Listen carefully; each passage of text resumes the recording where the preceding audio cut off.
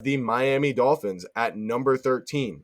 And they have big needs like everywhere. They have a ton of money invested in players who have gotten very major injuries like Tua, but not just that. Jalen Phillips, Bradley Chubb. It's just like, oh my God, another bad situation, kind of like the Saints, but definitely a little bit more hope as they've been able to win games, at least when their team is out there. So looking at their needs, it's definitely offensive line. Got to keep Tua healthy. The defensive interior, like defensive tackle, and then the secondary, because Jalen Ramsey, he could be gone, and there's like no one else behind him. Safety definitely something that a spot that they need help.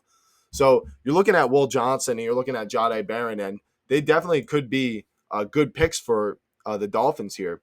But to me, it's like that defense doesn't matter at all if Tua keeps getting concussed because you can't block for him. And this Mike McDaniel offense does quite a bit of misdirection that is supposed to, kind of help out their offensive line in a sense, and make the defense hesitate, giving them more time to block. But it just hasn't been enough. They have not been able to protect Tua, and even if he is fragile, you got to sell out to protect him. And even if you end up eventually moving on from Tua, it's not like it's a waste because the next quarterback is just going to benefit from the better offensive line.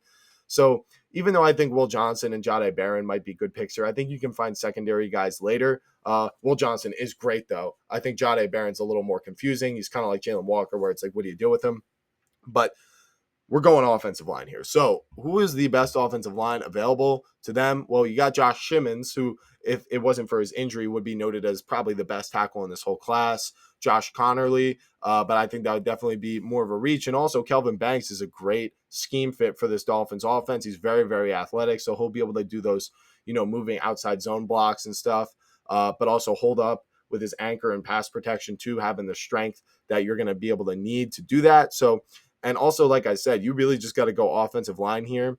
I'd be surprised if it was someone else besides Kelvin Banks, like maybe an interior guy like Gray Zabel or Tyler Booker. But, if you want to kick Kelvin Banks into guard, you can do that too. You want to get a guy who has the potential to do both. So I think having Kelvin Banks on the team is definitely going to help out and keep Tua protected and keep this offense on the field. So at number 13, I have the Miami Dolphins going Kelvin Banks.